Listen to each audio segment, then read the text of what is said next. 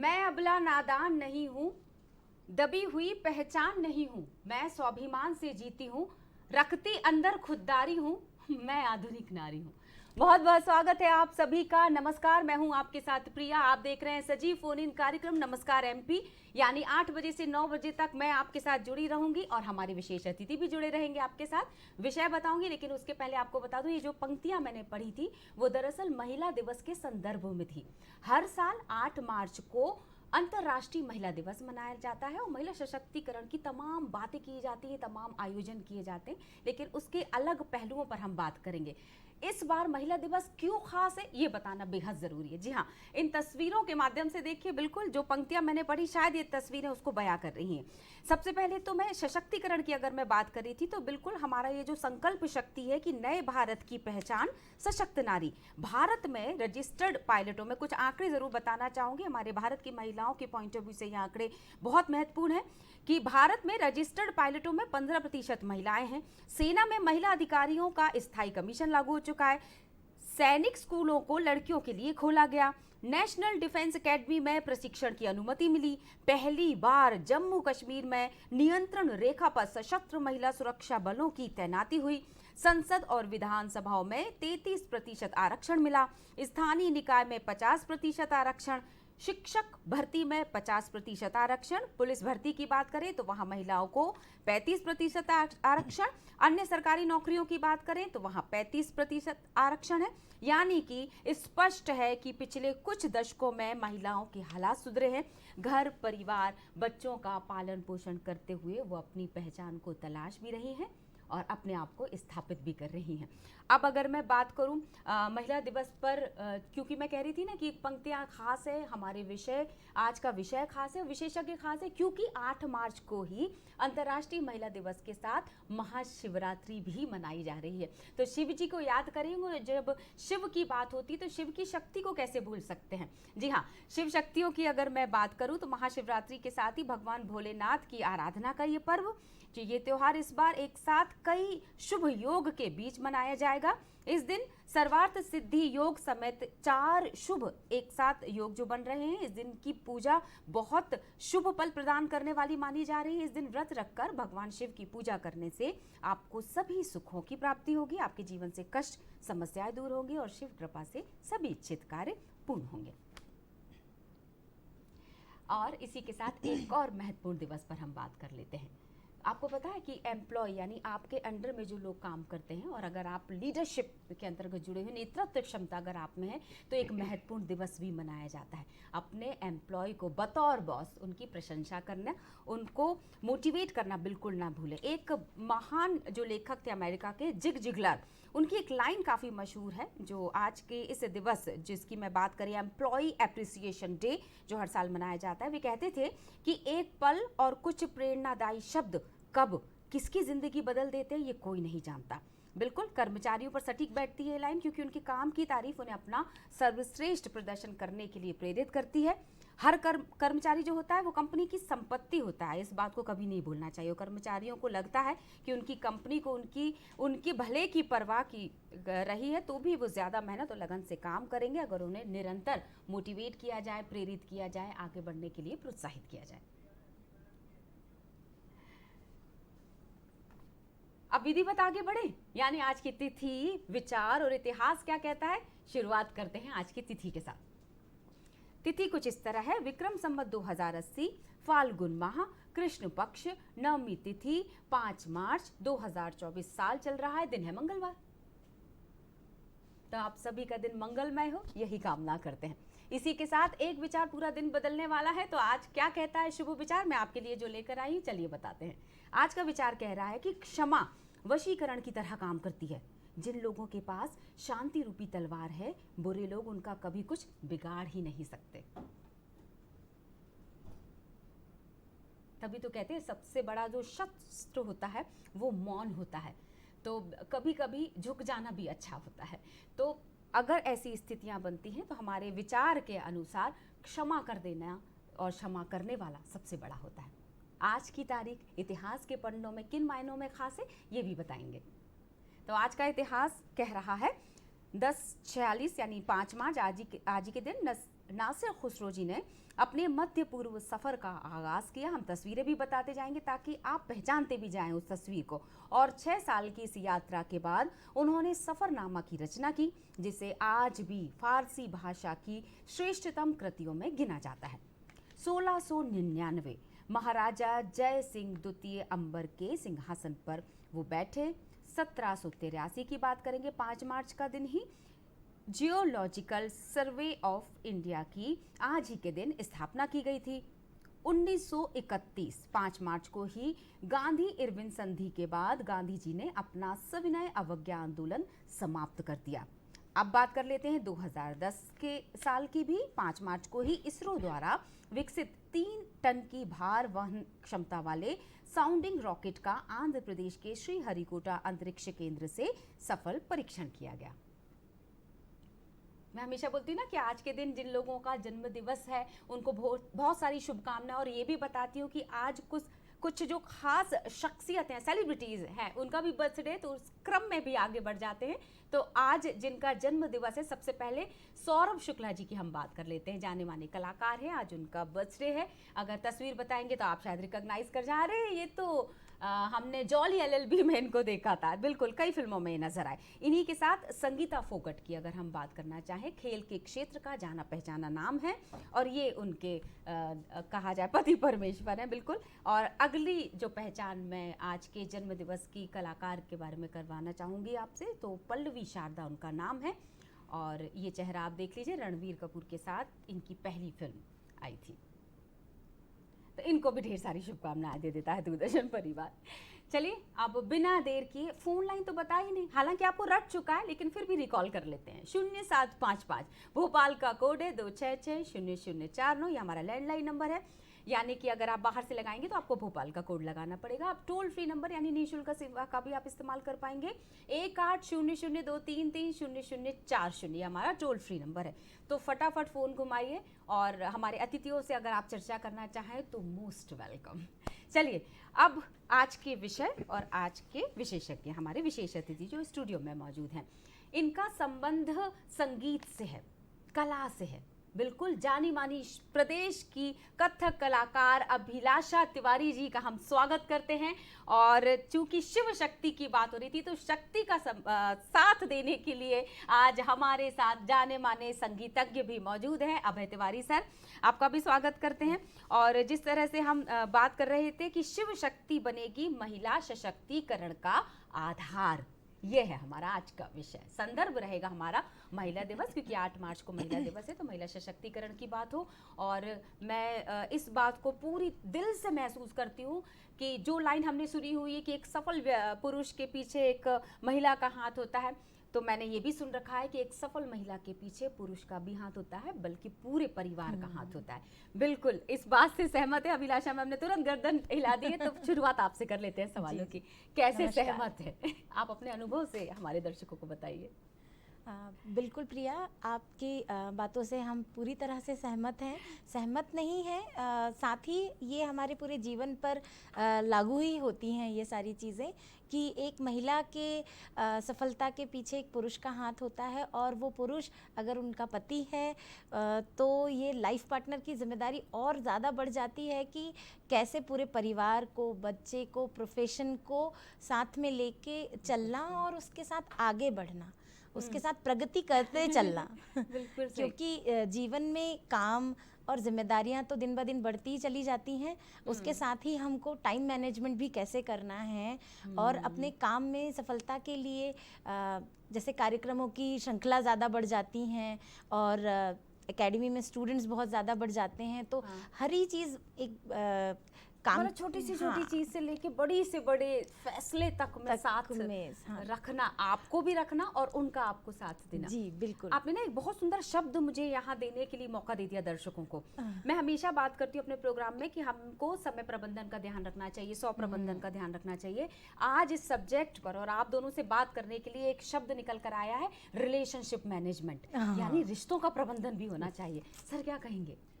Definitely बिल्कुल होना चाहिए, क्योंकि एक पति पत्नी एक दूसरे के पूरक होते हैं प्रिया। और इस रिलेशन को बनाकर रखना बहुत ज़्यादा ज़रूरी है, अंडरस्टैंडिंग बनाना बहुत ज़्यादा ज़रूरी है, और छोटी छोटी चीज़ों को लेकर, जैसे अभी आपने माफ़ करने की बात कही, तो छोटी छोटी चीज़ों को लेकर लाइफ में ये ना सोचें कि अभिलाषा मैम ने ये किया है और मैं ये नहीं करूँगा, और छोटी छोटी चीज़ों का मैनेजमेंट करते करते एक उसको ईगो, कहेंगे कि हाँ, जो रिलेशनशिप के self बीच में जो ईगो आ ego, जाता है yes. ना, वो ईगो हम नहीं आने देते। ये एक हमारे बीच की एक अंडरस्टैंडिंग बहुत अच्छी है, और एक दूसरे के काम को, थकान को समझते हैं। दूसरा, एक दूसरे से चीज़ें सीखने को भी मिलती हैं, जैसे टाइम मैनेजमेंट। तो अच्छा। सर जो हैं बहुत ज़्यादा पंचुअल हैं, और मैं नहीं थी। ओके। मैं बहुत कुछ सीखने की कोशिश करती हूँ कि बिल्कुल टाइम के पहले हर जगह पहुँचना, उस चीज़ को टाइम से पहले स्टार्ट कर देना, क्योंकि वो भी आपकी काम के प्रति समर्पण को दिखाता है। बिल्कुल सही बात है। सर, आपने एक चीज नोट की, जब आप बोल रहे थे तो मैम ने तुरंत आपकी बात को आगे बढ़ा दिया और आप बिल्कुल शांत हो गए। मतलब ये जो अहम का वहम होता ना, अगर उसको निकाल दिया जाए तो रिश्ते कितने सहजता से आगे बढ़ सकते हैं ना। बिल्कुल प्रिया, क्या बिल्कुल कहेंगे, सही। कभी ये चीज इनिशियली, मतलब बहुत शुरुआती दौर में कभी बीच में तो नहीं आई? नहीं, हमारी ज़िंदगी में अभी आज तक तो ऐसे पल कभी नहीं आए कि जब हम दोनों का ईगो टकराया हो, हाँ। क्योंकि हम एक दूसरे को समझते हैं प्रिया, और पति पत्नी को एक दूसरे को समझना चाहिए, अपनी जिम्मेदारियों को समझना चाहिए, तभी हम जो है लाइफ में आगे बढ़ पाते हैं। एक दूसरे का सपोर्ट हमें करना चाहिए, तो डेफिनेटली वो चीज़ें बहुत इजी हो जाती हैं। और एक रिलेशन का नाम जो है एक अंडरस्टैंडिंग भी कह सकते हैं हम, कि अगर आप लोग अपनी आपस में अंडरस्टैंडिंग बना कर रखते हैं तो वो लाइफ टाइम आपको चीज़ें काम आती हैं। इसलिए मेरा ये मानना है कि सभी हस्बैंड वाइफ के बीच में अंडरस्टैंडिंग होना बहुत ज़्यादा ज़रूरी है।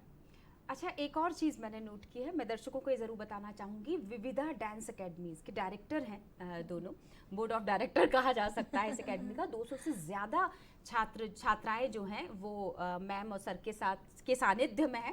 और अभी हाल ही में खजुराहो डांस फेस्टिवल जो हुआ था, आपको याद होगा, हम लोग आपके लिए विशेष प्रस्तुति और पल पल की खबरें जो आपको दे रहे थे। कथक कुंभ में जिन 1484 लोगों ने परफॉर्मेंस दी थी, उस विश्व रिकॉर्ड को बनाने में तकरीबन 60 लोग जो थे वो मैम के स्टूडेंट थे। तो बहुत सारी शुभकामनाएं। ये मुझे ऐसा लगता है पहले दे दूं, फिर अगला मैं सवाल रखूंगी। तो इतने सारे जो छात्राएं हैं, आप एकमात्र पड़ जाते हैं सर, मतलब प्रबंधन के लिए। आप सोचिए, आपको सिर्फ मैम को नहीं गाइड करना होता, मुझे ऐसा लगता है वो पूरा जो 200 से ज्यादा छात्राएं आती हैं विशेष रूप से कथक सीखने के लिए, तो उनके साथ का भी सामंजस्य, मैं चाहूंगी कि वो अनुभव आपका कैसा रहता है? एक्चुअली वो एक बहुत बड़ी जिम्मेदारी होती है प्रिया, क्योंकि आप साथ में अपनी फैमिली को भी लेके जा रहे हैं। बच्चा छोटा है हमारा, तो उसको भी साथ में हमें लेके जाना ही होता है। लेकिन जब बेटियों की जिम्मेदारियों की बात आ जाती है तो वो एक जिम्मेदारी का स्तर बहुत अलग लेवल पर चला जाता है। और मैनेजमेंट उसमें करना डेफिनेटली बहुत मुश्किल होता है, क्योंकि अगर आप कहीं बाहर जा रहे हैं तो इतनी बच्चियों के साथ आपको अकेले मैनेज करना है चीज़ें, उनके रुकने से लेके, उनके खाने पीने से लेके, उनके सोने से लेके। तो ये जिम्मेदारियाँ डेफिनेटली बड़ी होती हैं, लेकिन अब करते करते 18 साल हो गए हैं तो वो चीज़ अब एक ऐसा लगता है कि ये हमारी लाइफ का हिस्सा है। वो डेफिनेटली परेशानियाँ तो होती हैं, क्योंकि ऑब्वियस सी बात है कि लड़कियां साथ में जाती हैं, गर्ल्स साथ में जाती हैं, तो बहुत सारी ऐसी चीज़ें होती हैं जो कि वो अपने सर से शेयर नहीं कर सकती हैं। लेकिन हमारे एकेडमी में हमारी जो बेटियां हैं वो अभिलाषा मैम से ज़्यादा मुझसे अटैच्ड हैं। पिता तुल्य। बिल्कुल। और मैं भी उनको बिल्कुल पिता समान मैं उनको ट्रीट करता हूँ कि यस, आपको परेशान होने की ज़रूरत नहीं है, आपके सर बैठे हैं और नाम ही अभय है।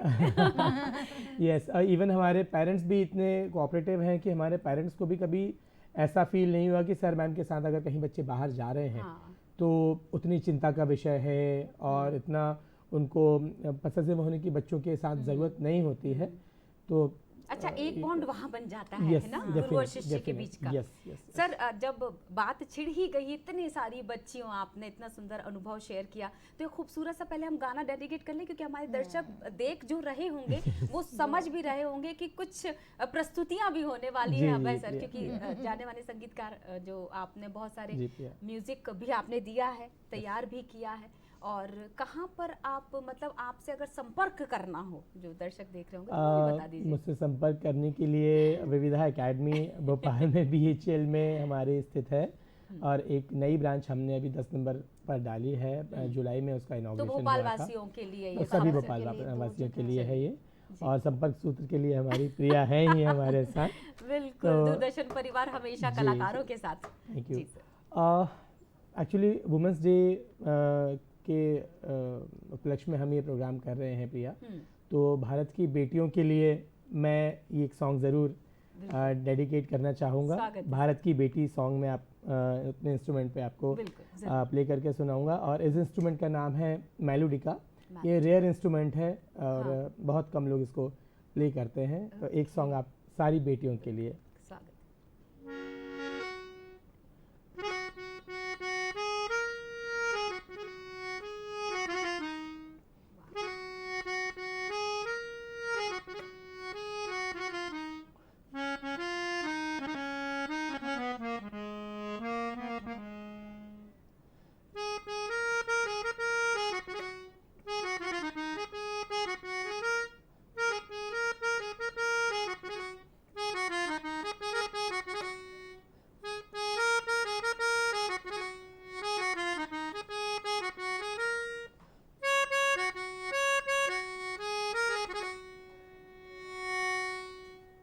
वाह वाह वाह Thank सर, जब आपने इसको बजाया है तो मन में वो गाना भी चलता ही रहा होगा। यस यस, मैंने सुना है मैम भी बहुत अच्छा, रखना। हाँ बहुत अच्छा गाती है, तो क्यों ना इसको थोड़ा शब्दों में भी पिरो दिया जाए।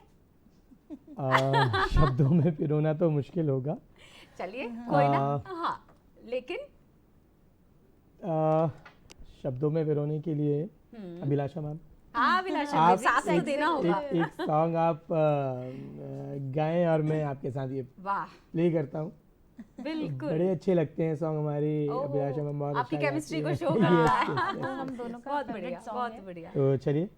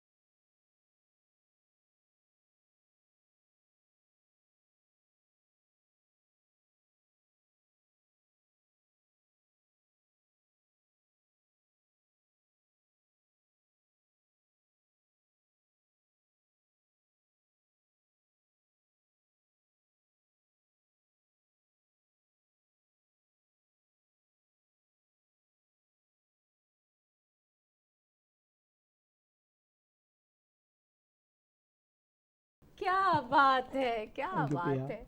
ध्यान दे रही थी मैं कि जहां भी सुर भटक रहा था सर संभाल रहे थे।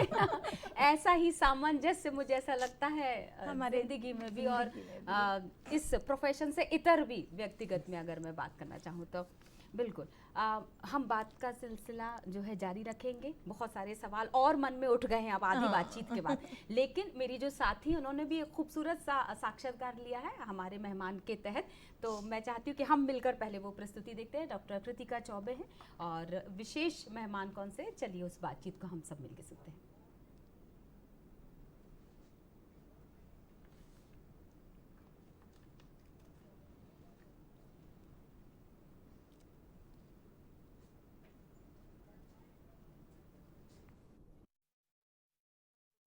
स्वागत करती हूँ आपका हमारे आज के कार्यक्रम हमारे मेहमान में। दर्शकों, समाज सेवा मानव हृदय में एक उच्चतम भावना मानी गई है। इसी बात को आगे ले जाते हुए मैं आज आप सभी की मुलाकात समाज के वरिष्ठ समाज सेवक लोकचंद जिनियानी जी से कराना चाहती हूँ, जो कि मैनेजिंग ट्रस्टी सेवा सदन आई हॉस्पिटल से हमारे साथ यहाँ मौजूद हैं। नमस्कार सर, बहुत बहुत स्वागत है आपका हमारे कार्यक्रम में। सर, चर्चा की शुरुआत करना चाहूँगी मैं। आपके मन में समाज सेवा का भाव कब आया और क्या प्रेरणा मिली आपको समाज सेवा के लिए? मैं एक्चुअली 1992 में परमहंस संत हृदयराम साहब जी का सानिध्य मिला। जी तो साक्षात परमात्मा का रूप थे। जी जब उनसे मिला तो मुझे काफ़ी उनसे मैं इम्प्रेस हुआ। उनका जो जीवन, पूरा जीवन उनका दीन दुखियों की सेवा के लिए समर्पित था। वो उन्होंने जीवन में कोई मंदिर नहीं बनाया, पर पूरा जीवन गरीब दीन दुखियों की सेवा करते रहे। उनकी जो फिलॉसफी थी, बूढ़े, बच्चे और बीमार हैं परमेश्वर के यार, करें भावना से इनकी सेवा, पाएंगे लोक परलोक में सुख अपार। इस भावना से उनका सारे सेवा कार्य चलते थे। और वो बोलते थे कि सेवा सिंपैथी के साथ नहीं, एम्पैथी के साथ करें। दुखी प्राणी के दुख में उतर जाए, उसका दुख खुद पे महसूस करें, तभी वो उनका एक्सपेक्टेड लेवल का आप सेवा कर पाएंगे। और सेवा ऐसी भावना से करें कि दुखी प्राणी के अंतर मन से आपके लिए आशीर्वाद निकले, तभी आपकी वो सेवा सफल है। तो जब मैं उनसे मिला तो मैं बहुत इम्प्रेस हुआ। फिर मैंने पूरा जीवन उनके सानिध्य में समर्पित कर दिया। और फिर उन्होंने जो जो मुझे सेवा कार्य सौंपे, मैं भावना से, श्रद्धा से, एक पवित्र उद्देश्य, निष्काम भाव से मैं जुड़ा और सेवा से जुड़ता चला गया। सर, मैं पूछना चाहूँगी कि आप किन किन संस्थाओं से जुड़े हैं और किन किन कार्यों में आप अपनी सेवाएं दे रहे हैं? जी, अभी मैं सेवा सदन आई हॉस्पिटल का मैनेजिंग ट्रस्टी हूँ। जी। और सेवा सदन आई हॉस्पिटल स्वामी जी ने भोपाल गैस ट्रेजेडी के टाइम पे स्वामी जी ने खोला था, क्योंकि उस समय आँखों में काफ़ी लोगों को दिक्कत थी। तो उस समय कोई अच्छे हॉस्पिटल्स ज़्यादा नहीं थे भोपाल में। तो स्वामी जी ने एक बैरागढ़ में, जिसका अभी नाम गवर्नमेंट ने संत हृदयराम नगर रखा है, तो वहाँ पे एक रेसिडेंशियल एरिया में एक छोटा सा मकान लेके उन्होंने स्वामी जी ने शुरू किया। और श्रद्धेय सिद्ध भाव जी जो अभी उनके कार्य देख रहे हैं, वो स्वामी जी के साथ मिलके उन्होंने उस हॉस्पिटल का निर्माण किया। और 87 में हॉस्पिटल ने काम करना शुरू किया। तो स्वामी जी का फोकस यही था कि गरीब दीन दुखियों को इतनी सेवा मिले, कोई भी दुख, मतलब कोई भी गरीब दीन दुखी उपचार से वंचित न हो पाए। तो ये पूरी व्यवस्था की। तो आज 87 से अभी तक यहाँ जो हॉस्पिटल चल रही है, इसके साथ 39 विजन सेंटर्स पूरे मध्य प्रदेश में काम कर रहे हैं, जहाँ पर ग्रामीणों को अपने घर पे ही सारा उपचार मिल जाता है। मतलब उनको सर्जरी के लिए सिर्फ सेवा सदन आना पड़ता है, बाकी सारी सुविधाएं उनको वहाँ मिलती है। और जो गरीब लोग हैं, जो समर्थ नहीं हैं, उनके लिए टोटली फ्री सेवा होती है। उनको घरों से लाना, 3 दिन उनकी सेवा करना, उनका ऑपरेशन करना, उनका भोजन, उनके रहने की व्यवस्था टोटली निःशुल्क होती है। भावना के साथ हमारे सेवादारी सेवा करते हैं। और वो 3 दिन बाद इवन घर के लिए दवाइयाँ भी हम लोग देते हैं, और वो फिर उनको घर पे छोड़ के आते हैं। फिर 1 हफ्ते बाद और 1 महीने बाद वहीं उसी सेंटर पे उनका फॉलोअप हो जाता है। सर, आपने इतना बड़ा और इतना अच्छा कार्य शुरू किया, क्या क्या कठिनाई आई, क्या क्या चैलेंजेस आपने फेस किए इस दौरान, वो आप हमारे दर्शकों के साथ ज़रा साझा करें। जी जी, एक्चुअली क्या हुआ कि परमहंस संत हृदयराम जी का परमात्मा में इतना विश्वास होता था कि वो बोलते थे कि ये प्रभु के कार्य है। तो बोलते थे प्रभु को आना पड़ेगा कार्य को पूरा करने के लिए, और परमात्मा हमेशा आए। कभी, क्योंकि संत जी को गुरु जी की शिक्षाएं थी कि पैसा इकट्ठा नहीं करना है, तो कभी वो पैसा उन्होंने इकट्ठा नहीं किया, तो पैसा होता ही नहीं था, और करोड़ों के सेवा कार्य चलते थे। तो कभी कोई कार्य रुकते हमने देखे नहीं। बिल्कुल, ये बहुत ही ये बोलने की बात है कि मतलब भगवान के कार्य में आप, भगवान ही उनके हमारी सपोर्ट करते हैं। आपके क्या क्या चैलेंजेस के साथ साथ मैं ये भी जानना चाहूँगी, और दर्शक भी हमारे जानना चाहेंगे कि जब हम समाज सेवा का कोई भी कार्य करते हैं, तो हमारे एक सत्कर्म की भावना तो होनी ही चाहिए। साथ ही साथ एक सबसे बड़ी चीज़ जो आ जाती है वो है फंड रेजिंग की, कि किस तरह फंड लाया जाए। कोई भी अच्छा कार्य करने के लिए दर्शकों हमें फंड्स की भी ज़रूरत पड़ती है। तो कैसे आपने इस कार्य को शुरू किया? और आपने बताया कि बहुत छोटे से मिनिमल स्तर से आपने शुरुआत करी, तो जी, वो जी। हमारे दर्शकों के साथ साथ वास्तव में स्वामी जी जीवन भर अपनी भक्ति तपस्या में रहे। जी फिर स्वामी जी ने 72 में सेवा कार्य शुरू किए, तब उनकी एज 66 ईयर्स थी, तब अच्छा। उन्होंने सेवा कार्य शुरू किए। क्योंकि एक संत लीला शाह जी थे, जी। तो उनसे प्रेरणा पाकर तब तक वो भक्ति तपस्या में ही रहते थे। तो उन्होंने संत जी लीला शाह जी ने स्वामी जी को बोला कि गरीब दीन दुखियों की सेवा भी प्रभु की सेवा है, बिल्कुल। तो हमें उसमें भी कुछ कार्य करना चाहिए। तो स्वामी जी ने 72 में तब साधु वासवानी स्कूल की स्थापना की, जहाँ गरीब ऐसे गरीब जो पैसे के अभाव में पढ़ नहीं पाते थे, उनका एजुकेशन शुरू किया। फिर स्वामी जी ने 78 में गरीब बच्चों को अडॉप्ट करना शुरू किया, जिनके पिता नहीं थे या घर में कोई इनकम सोर्स नहीं था। तो ऐसे बच्चों को अडॉप्ट करके उनको उनकी पढ़ाई लिखाई, किताब कापियाँ, यूनिफॉर्म, उनको हमारे सेंटर में कोचिंग भी देना, अच्छा। और उनके लिए वोकेशनल ट्रेनिंग सेंटर भी बनाया। आज ऐसे करीब 15,000 बच्चे जिनको पहली क्लास से अडॉप्ट किया था, आज डॉक्टर बन गए हैं, इंजीनियर बन बिल्कुल। गए मैं हैं। यही आगे आपसे पूछना चाह जी। रही थी कि आई हॉस्पिटल को हम जानते हैं, जी। मगर और कौन कौन से कार्य हम कर रहे हैं समाज के लिए? जी जी जी। आई हॉस्पिटल में हम लोग जैसे फ्री आई कैंप्स के साथ में बहुत सारी सुविधाएं, जैसे आई में बहुत सारी बीमारियां होती है आई की, जैसे कार्निया की तकलीफ़ें, रेटिना की तकलीफ़ें, ग्लूकोमा की तकलीफ़ें, पीडियाट्रिक बच्चों को जो तकलीफ़ें होती है, आक्यूलोप्लास्टी की तकलीफ़ होती है। तो ये हर तरह का उपचार सेवा सदन उपलब्ध है।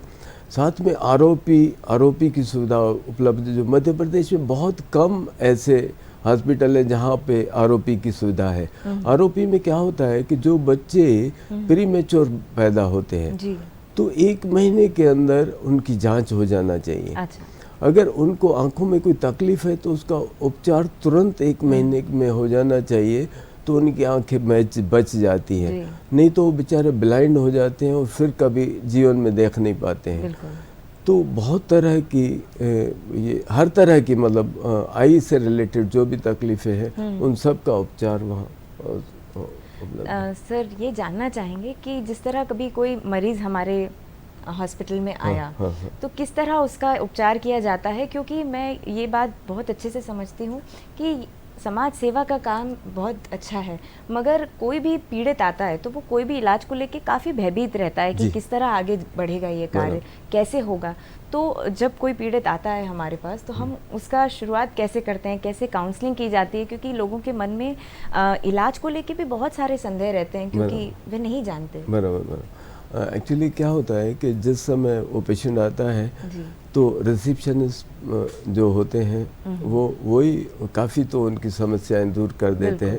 फिर डॉक्टर से उनका मुलाकात होता है, तो डॉक्टर से भी वो प्रश्न करते हैं, पर डॉक्टर से बहुत कम प्रश्न कर पाते हैं पेशेंट्स।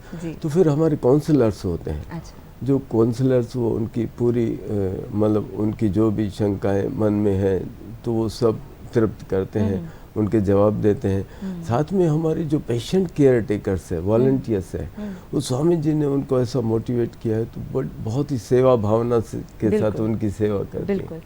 सर, ये जो ग्रामीण अंचल के लोग आते हैं या अन्य वर्ग के लोग आते हैं, तो सरकार की कौन कौन सी योजनाओं का लाभ वो हमारे इस सेवा सदन में ले सकते हैं?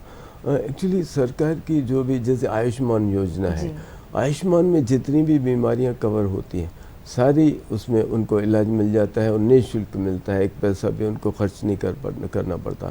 साथ में जो बीमारियां आयुष्मान में कवर नहीं होती है, ऐसे रोगी जो गरीब है पर आयुष्मान में कवर नहीं हो रहे हैं, क्योंकि मध्य प्रदेश में लगभग आधी आँखों की ऐसी बीमारियां हैं जो आयुष्मान में कवर नहीं है। बिल्कुल। तो हमारे हॉस्पिटल में किसी गरीब को लौटाया ही नहीं जाता। बिल्कुल। मतलब जो गरीब है उसको हम आई कैम्प में लेके सर्जरी कर देते हैं, और जो समर्थ है उनको कास्ट टू कास्ट चार्ज करते हैं, क्योंकि हम सब सेवाधारी है, अपनी फ्री सेवाएं देते हैं। डॉक्टर्स की सैलरी फिक्स है, तो बहुत अच्छी सेवा भाव से वो सेवा होती है। गरीबों को निःशुल्क होता है, जो समर्थ है उनको cost to cost treatment available होता है, और वो भी भावना के साथ एक क्वालिटी ट्रीटमेंट जी। मिलता है। आपकी जो समाज सेवा है वो पूरे देश में प्रसिद्ध है, जी। मगर इतना बड़ा अगर हम कुछ चलाते हैं, समाज सेवक का कार्य करते हैं, बराबर। तो एक बड़ी डॉक्टर कृतिका चौबे, उनको धन्यवाद करती हूँ, बहुत खूबसूरत बातचीत की थी। और इसी के साथ एक खूबसूरत कविता के साथ हम आगे बढ़ेंगे, अपने विषय पर भी आएंगे और हमारे अतिथियों से चर्चा जारी रखेंगे। तो वो ये जो कविता है वो दरअसल पिता और बेटी के कॉन्वर्सेशन, यानी उन दोनों की आपसी बातचीत को केंद्रित रखकर लिखी गई है। और वो ग्रामीण क्षेत्र की खास तौर से उन बच्चियों को मैं डेडिकेट करते हुए कि पिता ने पूछा कि अपनी बेटी से पूछा कि तुम्हें पढ़ना है, पढ़ना है। आगे की पंक्तियां मैं बिल्कुल शब्दशः जो लिखी गई हैं वही बताती हूँ कि पढ़ना है, पढ़ना है, तुम्हें क्यों पढ़ना है, पढ़ने को बेटे काफ़ी हैं, तुम्हें क्यों पढ़ना है। तो बेटी ने जो जवाब दिया, ध्यान से सुनिए। उन्होंने कहा कि जब पूछा ही है तो सुनो मुझे क्यों पढ़ना है, क्योंकि मैं लड़की हूँ, मुझे पढ़ना है। पढ़ने की मुझे मनाही है सो पढ़ना है, मुझ में तरुणाई है सो पढ़ना है, सपनों ने ली अंगड़ाई है सो पढ़ना है, कुछ करने की मन में आई है सो पढ़ना है, क्योंकि मैं लड़की हूँ इसलिए पढ़ना है। हर ज्ञानी से बतियाना है सो पढ़ना है, मीरा का गाना गाना है सो पढ़ना है, मुझे अपना राग बनाना है सो पढ़ना है, अनपढ़ का नहीं जमाना है सो पढ़ना है, क्योंकि मैं लड़की हूँ इसलिए मुझे पढ़ना है। वाकई जो शिक्षा होती है वो नए आयाम खोलती है बेटी के भविष्य को अगर ध्यान में रखे। तो मुझे लगता है अब ये सवाल हर घर में गूंजना चाहिए, ख़ास तौर से पितृसत्तात्मक सोच वाले उस परिवार में। क्या कहेंगी, क्या आपके समय में भी इस तरह का ऐसा कुछ पल आया हो जब लगा हो कि बंदिश बन रही है मुझे अपने पंखों पर उड़ान के लिए? बिल्कुल। जिस नृत्य एक ऐसी विधा है जो हर घर में, हर परिवार में ऐसे एज अ प्रोफेशन एक्सेप्ट नहीं की जा सकती है। तो उसको जैसे मेरे पिता ने मुझे सपोर्ट किया, उसके बाद मेरे पति ने मुझे सपोर्ट किया, तो इसी तरह हम आगे अपनी पीढ़ियों में, उन घरों में जहाँ पे इन चीज़ों को लेकर के सोच थोड़ी ऐसी हो जाती है कि नहीं मतलब डांस नहीं करना, ऐसा हो जाता है कि नहीं हाँ। ठीक है, एक शौक के लिए पार्टी में कर लो, हाँ। उसको प्रोफेशन मत बनाओ। प्रोफेशन मत बनाओ, उसको उस संगीत की शिक्षा के रास्ते की तरह नहीं देख पाते हैं पेरेंट्स। तो हमने उस चीज़ को आगे बढ़ाने की बहुत सार्थक कोशिशें की हैं और इसमें हमारी बहुत सारी छात्राएं जो हैं वो बहुत आगे बढ़ चुकी हैं। हम उनमें आगे अपने बाद इन पीढ़ियों में इस संस्कार को, संस्कृति को आगे बढ़ाने की बस हमारी एक कोशिश है, ये कह सकते हैं। ये जो मैंने अभी पंक्ति पढ़ी थी वो पिता और बेटी के बीच की थी। आपका कोई ऐसा अनुभव अपने पिता के साथ का जब आपको लगा कि वाकई पिता का संबल बहुत इंपॉर्टेंट होता है बच्ची के लिए? जी जी, उन्होंने एक बचपन में ही मुझे एक सीख दी कि बेटा आप कलाकार बनना चाहते हो और आप कलाकार बनोगे। वो बहुत फेमस एस्ट्रोलॉजर है मेरे पापा।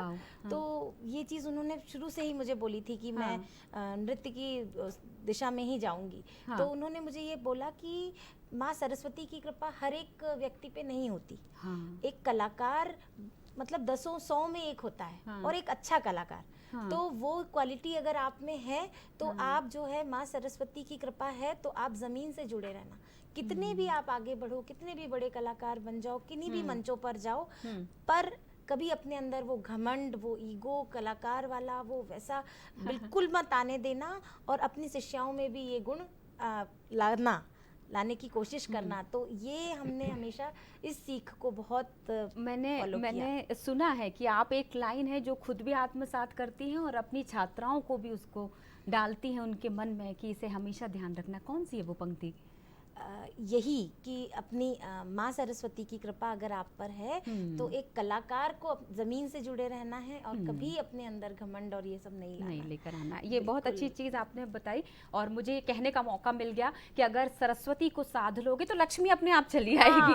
तो अब आजकल हर क्षेत्र में नए आयाम है और अपने करियर को तलाशा जा सकता है।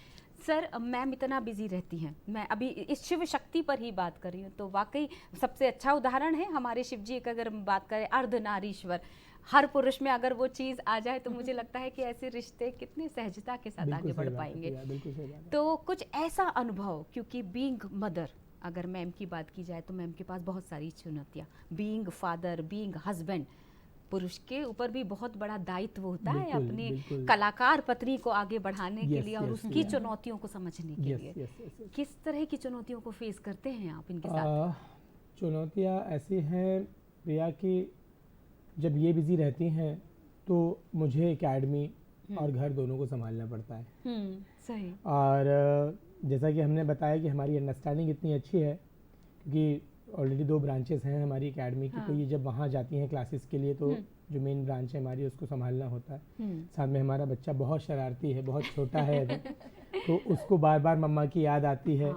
तो वो मम्मा की याद को एक उसमें उसको बिज़ी करके उसके साथ खेल कर उसके साथ म्यूज़िक प्ले करके और उस तरीके से उसको डाइवर्ट करके जो है एक माँ की जिम्मेदारी एक पिता को निभानी पड़ती है।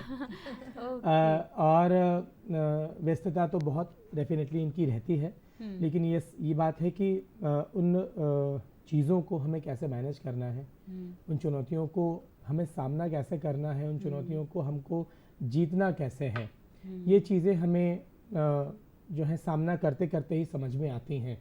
तो अभी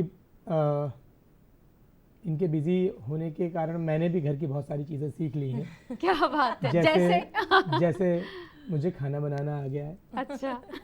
और मुझे बच्चे को पूरी तरीके से संभालना आ गया है कि बच्चे को कैसे खिलाना है, उसकी बाकी चीज़ें कैसे उसको मैनेज करना है, उसको कपड़े पहनाना है, उसको वॉशरूम लेके जाना है, से लेके सब सारी चीज़ें जो है मतलब हर निभाता पिता हूँ। के अंदर एक माँ होती है, Yes. या ये कहें कि हर पुरुष के अंदर एक स्त्री मन होता है। Yes, yes. होना भी चाहिए। हाँ। पिताओं को भी जो है अपनी वाइफ को एज अ हस्बैंड उनको सपोर्ट करते हुए अपने जिम्मेदारियों को निभाते हुए अपने घर की चीज़ों को देखते हुए अपनी वाइफ को आगे बढ़ाने का प्रयास करना चाहिए। और मेरे ख्याल से हर पुरुष को ज़रूरी है, क्योंकि आज के इस जीवन में, इस व्यस्तता भरे जीवन में दोनों को सपोर्ट एक दूसरे को बनना चाहिए। तो अगर वाइफ बिजी है तो अपने घर की जिम्मेदारियां, बच्चों की जिम्मेदारियां पुरुषों को निभाना चाहिए। बिल्कुल। आप स्कूल में भी सेवाएं देते Yes, हैं, yes. वहाँ का अपना एक मूड ऑन होता है। Yes. फिर घर आते हैं तो वहाँ भी अलग तरह की जिम्मेदारियां हैं और yes. एकेडमी की भी अपनी तरह तरह की Yes. जिम्मेदारियां हैं। जब हम महिला सशक्तिकरण की बात करते हैं तो हम इस पहलू पर तो हमेशा बात करते हैं, समाज में नई दिशा देने के बारे में बात करते हैं, स्त्री शक्ति के बारे में बात करते हैं, नारी शक्ति के संकल्प को लेकर बात करते हैं, नारी शक्ति के आधार पर बात करते हैं। लेकिन ये वाला पहलू हम अक्सर जब बात, हमारा इसलिए मकसद था कि आज हम जब बात करें तो महिला सशक्तिकरण पर एक पुरुष से ज़रूर इस बात के इस नए पहलू जाने जाए कि किस तरह की चुनौतियाँ वो भी सामने उनके सामने आती हैं। अगर मैं आप दोनों के सामंजस्य को आगे लेकर बढ़ने की बात करूं, बतौर कलाकार मैम के सामने बहुत सारी चीज़ें फेस की जाती हैं। आपको क्या लगता है एक ऐसा पहलू जो आपको लगता है कि अगर अभय और अभिलाषा साथ ना होते, या अभय अभिलाषा जैसा अगर उदाहरण हो, तो महिला सशक्तिकरण जिसकी हम बात करते हैं अंतर्राष्ट्रीय महिला दिवस पर, वो चरितार्थ होगा जो उसका बिल्कुल विषय है। बिल्कुल बिल्कुल। यस प्रिया, होना चाहिए। जब महिला सशक्तिकरण की बात हम करते हैं तो अकेली महिला भी जो है वो जीवन में अकेले बहुत सारी चीज़ें नहीं कर सकती हैं। उनको कहीं ना कहीं सपोर्ट की नीड होती है। सही। और जैसे कि हमेशा कहा जाता है ना कि एक सक्सेस मेल के पीछे एक फीमेल का हाथ होता है। डेफिनेटली वो चीज़ यहाँ पर भी चरितार्थ होती है, क्योंकि being a father, being a husband, being a brother, हमें हमारी बहनों को, पत्नी को, बेटियों को आगे बढ़ाना चाहिए।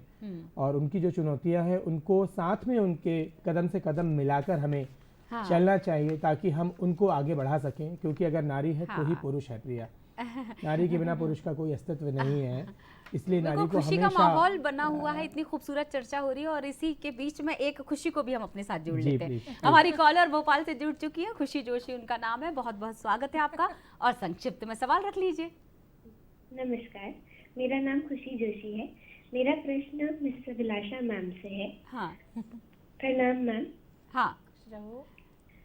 मैम, मेरा प्रश्न ये है कि अगर कोई फीमेल डांस ही एज अ करियर चूज करती है और उनकी शादी किसी ऐसे से होती है जो इस फील्ड से जुड़े नहीं है और इतने ज़्यादा सपोर्टिव नहीं है वो उनकी करियर को लेकर के, क्योंकि हम शोज भी करते हैं जब हम डांस में हैं, तो और टीचिंग भी करते हैं, तो टाइम कंज्यूमिंग होता है ये सब। बिल्कुल सही। तो उस चीज़ को हम हैंडल कैसे करें? बिल्कुल, बहुत बहुत शुक्रिया खुशी, बहुत खूबसूरत सवाल किया ना। मुझे ऐसा लगता है कि आपकी बातचीत को सुनकर खुशी के मन में कलाकार बनने की इच्छा शायद आई होगी।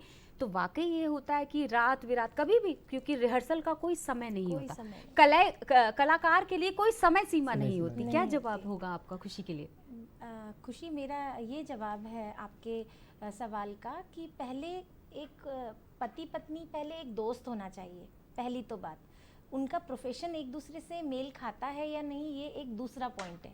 तो पहले वो एक दूसरे के दोस्त होना चाहिए, बहुत अच्छे दोस्त होना चाहिए, ताकि एक दूसरे के टाइम शेड्यूल्स को और प्रोफेशन को बहुत अच्छे से आत्मसात कर सकें। ये तो एक कोइंसिडेंस है कि हम दोनों का प्रोफेशन एक है, और इसके हमें बहुत सारे कॉम्प्लीमेंट भी मिलते हैं कि अरे वाह, संगीत जैसी विधा में आप दोनों एक सेम प्रोफेशन में हैं। हाँ। तो ये चीज़ जो है मतलब हमारे साथ तो कोइंसिडेंस है, पर आप जो पूछ रहे हो कि अगर वो साथ में नहीं है और सपोर्ट नहीं करते तो हम आगे कैसे बढ़ें। हाँ। तो आपको ये पहले अपने लाइफ पार्टनर के साथ आगे जाके अंडरस्टैंडिंग बिठानी होगी, उनके भी प्रोफेशन को समझना होगा। हाँ। और अपने बीच से एक ईगो को हटा के, क्योंकि क्या होता है जब एक पार्टनर, हाँ। सपोज उनका हस्बैंड हाँ। इस फील्ड में नहीं है, हाँ। तो कलाकार क्या होता है कि सबके सामने प्रेजेंटेबल एक होते हैं। तो जब वाइफ आगे बढ़ती चली जाती है तो एक मेल ईगो हर्ट करने लगता है कि ये ज़्यादा सक्सेसफुल हो रही हैं और मैं कहीं ना कहीं एक बैक ऑफिस में जॉब कर रहा हूँ या आईटी सेक्टर में हूँ, कुछ भी। हाँ।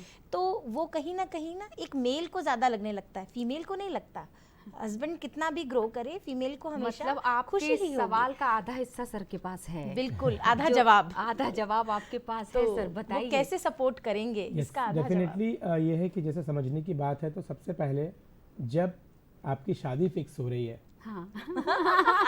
तभी आपको फिक्स होने के समय ही ये चीज़ें बताना होंगी कि यस, मेरा ये प्रोफेशन है और मैं इसमें आगे जाना चाहती हूँ, मुझे आपकी सपोर्ट की नीड है ठीक। और आप मुझे सपोर्ट करेंगे। और ये कौन पूछ रहा है सवाल? ये खुशी पूछ रही है। नहीं नहीं, मतलब स्त्री पूछ रही है। Yes. मैं सवाल बदल देती हूँ। अच्छा। हाँ। क्या पूरी जिम्मेदारी महिला की है कि बिल्कुल तुम नहीं। सामंजस्य बिठाओ? क्या बिल्कुल। पुरुष ये नहीं बोल नहीं, सकता कि नहीं, मैं सामंजस्य बिठाता हूँ Definitely, तुम्हारे yes, साथ? बिल्कुल ये होना चाहिए। एक महिला को, जैसे मैंने बोला कि आगे बढ़ने के लिए पुरुष का सपोर्ट की बहुत ज़्यादा नीड होती है, तो कई बार हमने बहुत सारी केसेस में ऐसा हाँ। देखा है हाँ। कि महिलाएं आगे बढ़ना चाह रही हैं, लेकिन पुरुष उनको रोक रहे हैं। एकेडमी में ही हमारी कुछ महिलाएं सीख रही हैं कि नहीं, आपको जाने की ज़रूरत नहीं है, हाँ, आप अभी परेशान बच्चे मत के हो एग्जाम अभी। बिल्कुल। अभी तो ये क्या है। आप ये बात प्रमुखता के साथ हमारे दर्शकों को बताएंगे? बिल्कुल, दर्शकों को मैं ये ज़रूर बताना चाहूँगा कि आपको अपनी वाइफ को, अपनी बेटी को, अपनी बहन को सपोर्ट करना चाहिए, उनको लाइफ में आगे बढ़ने का मौका देना चाहिए, क्योंकि जब वो ग्रोथ करेंगी तो आपकी ग्रोथ डेफिनेटली साथ में होगी, आपका नेम फेम बढ़ेगा, आपकी हाँ। इज्जत शोहरत भी साथ में बढ़ेगी। तो एक बेटी को उसका हक आप ज़रूर दें। बिल्कुल, बतौर पिता। अभी चूंकि सवाल ये था कि एक दूसरे को सामंजस्य कैसे बिठाया जाए, अलग अलग विधाओं के हैं। मैम ने बहुत खूबसूरत बात की कि भले ही जो आपका प्रोफेशन है वो एक हो ना हो, पर विचार एक मत होने चाहिए। बिल्कुल। तो बोलते ना कि विचार, अगर वो भी भेद है तो मन भेद कभी ना हो, क्योंकि मन अगर मिल गए तो मानकर चलिए कि सब चीजें आसान हो चली सही, जाती हैं। एक खूबसूरत सा गाना सुन ले मैम, बिल्कुल। क्या कहते हैं? तो मैम को ही डेडिकेट कर देते हैं सर। आपके मन में उठ ही रहा होगा कि प्रिया क्यों नहीं मुझसे ये पूछ रही है। चलिए प्रिया, ठीक है, मैं मैम के लिए एक सॉन्ग डेडिकेट करता हूँ। एक पति पत्नी का एक बहुत अच्छा सुंदर रिश्ता, एक नाता होता है। अरे वाह, तो उस रिश्ते नाते को निभाता हुआ ये सॉन्ग लीजिए आपके लिए। खुशी, खास तौर से आपके लिए मैं बोल देती हूँ। और ये सॉन्ग ऐसा है कि किसी भी रिश्ते को डेडिकेट किया जा सकता है, तो जी। लेकिन मैं स्पेशली मैम के लिए डेडिकेट वाह, कर रहा हूँ। हाँ हाँ।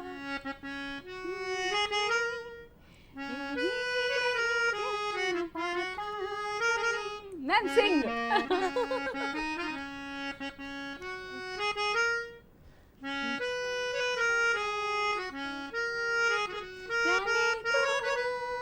वाह।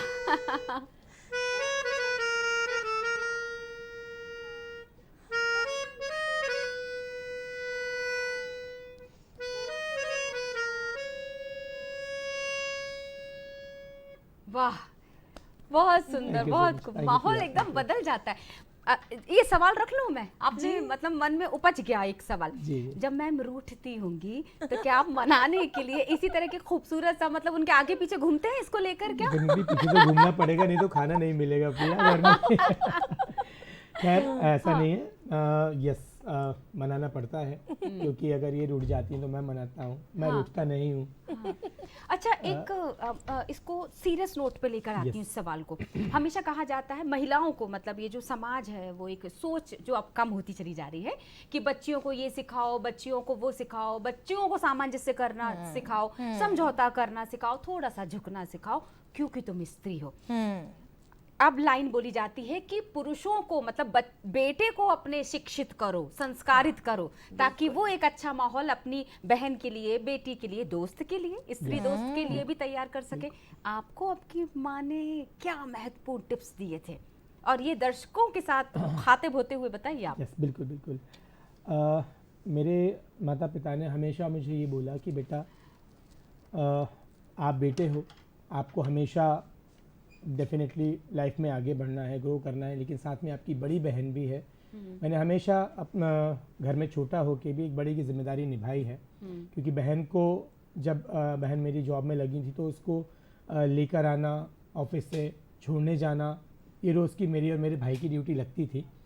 तो ये चीज़ क्योंकि उस समय जो है समय ऐसा था कि आज से करीब 20 साल पहले की बात बता रहा हूँ, तो उस समय पुरुष प्रधानता ज़्यादा थी कि हर चीज़ में पुरुषों को आगे, बेटियों को पीछे। लेकिन मेरे माँ बाप ने हमेशा मेरी बहन को भी बहुत आगे बढ़ाने की कोशिश की और आज एक बहुत अच्छी स्टेबल एक वो जॉब कर रही हैं।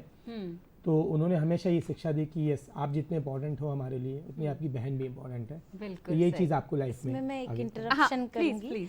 कि मेरे लॉज, मुझे कभी ऐसा फील नहीं होता कि बहू आगे जा रही है तो उसमें उनकी खुशी नहीं है। उनकी बहुत खुशी, बहुत सपोर्ट होता है। अभी हम खजुराहो महोत्सव के बिल्कुल पहले अमरकंटक में नर्मदा जयंती पर परफॉर्मेंस देने के लिए गए। तो मेरी मदर इन लॉ हमेशा मुझे परफॉर्म करते देखकर बहुत खुश होती हैं और बहुत अप्रिशिएट करती हैं। तो नर्मदा जयंती के बिल्कुल अगले दिन हमने भगवान राम की स्तुतियों पर प्रस्तुति दी। अच्छा। उनको बहुत ज़्यादा पसंद है ये। तो वो रात के 12 बजे तक होटल रूम में हमारे साथ प्रैक्टिस में भी थी। और वो मतलब मुझे बहुत वो कि अब तुम्हारे पैर दुख रहे होंगे, अब तुम पानी पी लो, इतना केयरिंग है और इन सब चीज़ों को बहुत सपोर्ट करती हैं। तो ये मेरे हस्बैंड के साथ साथ मुझे इन लॉज का भी सपोर्ट है। एक सब पहलू चीज़ों जोड़ देते हैं हम, फिर एक लाइन और जोड़ देते हैं कि सफल महिला के पीछे एक महिला का भी हाथ होता है और वो किसी भी रूप में आपके साथ हो सकती है। आफ्टर मैरिज तो सास के रूप में खास तौर से होनी चाहिए। मैं कथक कलाकार के तौर पर आपसे ये सवाल ले लेती हूँ और इसका जवाब ले लेती हूँ सवाल रखकर कि कथक सीखने की एक सही उम्र क्या होती है ना, इस विधा से जुड़ने के लिए। फिर दूसरा, पढ़ाई का भी प्रेशर बहुत है। तो बच्चियां ये ज़रूर जानना चाहेंगी जो आपको इस वक्त सुन रही होंगी, देख रही होंगी, कि किस उम्र से सही शुरुआत की जाए, पढ़ाई के साथ कैसे सामंजस्य बनाया जाए और करियर को किस तरह से इसमें तलाशा जा सकता है बतौर कथक कलाकार। देखिए, संगीत 3 विधाओं से मिलकर बना होता है, गायन, वादन और नृत्य। हम बच्चे को, बेटियों को किसी भी संगीत की विधा में अगर भेजते हैं तो वो सिर्फ एक शौक या एक को करिकुलर एक्टिविटी नहीं है। वो उनकी एजुकेशन के साथ उनको भविष्य में भी बहुत सारे फायदे और बहुत आगे बढ़ाने के लिए कहीं ना कहीं सपोर्ट करती हैं। तो इसकी जो एक सही एज है वो है 5 साल। लेकिन हमारे पास तो 3 और 3.5 साल में भी पेरेंट्स बच्चियों को ले आते हैं कि ये टीवी देख के डांस करती है। तो हम उन्हें ये समझाते हैं कि ये सिर्फ इंटरटेनमेंट का एक साधन नहीं है, ये एक एजुकेशन है, साधना है, तपस्या है। संगीत एक नॉर्मल चीज़ नहीं है। तो जो हमारे पास आ रहे हैं वो हमारी अचीवमेंट्स और उन सबको तो देख के आ ही रहे हैं। वो 2 चीज़ों से जुड़ के आते हैं कि विविधा, जो कि हमारी संस्था का नाम है, एकेडमी का नाम है, कि वहाँ पर सिर्फ संगीत की शिक्षा नहीं दी जाती, वहाँ संस्कार भी सिखाए जाते हैं और वहाँ पे हमारी बच्चियाँ सेफ भी हैं। तो ये सारी जो माउथ पब्लिसिटी के थ्रू जो चीज़ें जा रही हैं और भी पेरेंट्स और सबके पास, तो इस तरह से भी हमारी हम लोग इसलिए भी कहना चाहिए कि फेमस है कि अच्छा सिखा तो रही हैं, साथ में बच्चियां इस जगह पे सेफ भी हैं, संस्कार भी इस तरह सीख के रहे जो हैं क्लासिकल जो चीजें होती है वो एक्चुअली गुरु शिष्य परंपरा पर आधारित और होती है। संस्कार भी बच्चों में डेवलप हो रहे हैं। बिल्कुल। तो ये हालांकि ये मेरी थोड़ा सा कॉमा लगा लेते हैं हम यहाँ पे, जी, बातचीत जारी रखेंगे। हमारे साथ एक और कॉलर जुड़ चुके हैं जबलपुर। संस्कार की बात हुई थी तो संस्कार धानी से अशोक जी हमारे साथ हैं। बहुत बहुत स्वागत है अशोक जी, और सवाल रख लीजिएगा। जी अशोक जी। जी अशोक जी, आप अपना सवाल रख लीजिएगा।